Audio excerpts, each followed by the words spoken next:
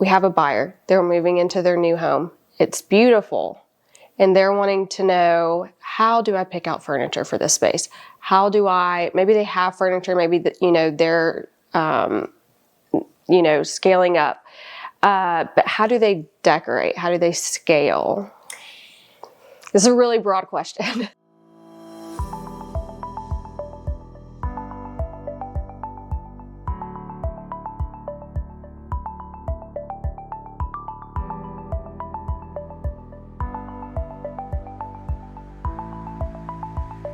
It is. Well, it depends on the size of the room. So when I'm decorating our models or staging one of our spec homes, the room space matters and ceiling height.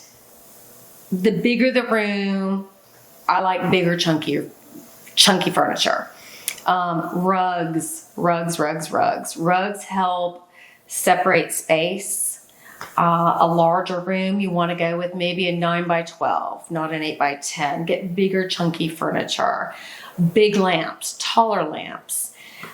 Bring in a tree, neat things like that really help the space. Also, if you have a big wall, you want to go with larger artwork on the wall. Not a little, 4x5 on a gigantic open wall. So how high typically should people hang their artwork? I guess there's two parts to that. One, is it a freestanding piece of art where there's no furniture, any tables below it, versus if it's behind, some sort of an entry table or a couch? If you have a console table or a decorative table, let's just say a foyer, I recommend a nice size piece to make a statement there.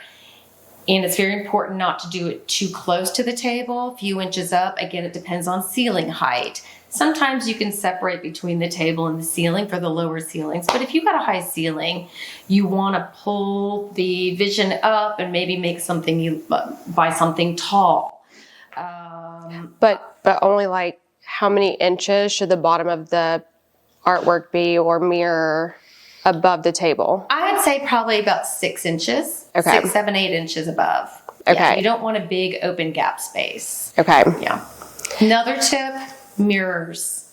Mirrors. We just had this conversation. Rugs. A lot of people say you should not decorate with mirrors. Both of us love mirrors. Especially if you have a smaller house. Mirrors reflect light. It makes a room appear larger. I'm talking decorative mirrors, it might have some metal framing to it. Mirrors look great over a mantle. They look great in a foyer, a dining room. It can really create a special space. Maybe get 3 long rectangular mirrors side by side. You're talking large. Create large an mirrors. entire wall with mirrors. That's a great. I'm a big fan of statement pieces, big pieces. Right. And surprisingly, it really makes a room pop and makes the room look larger. Right.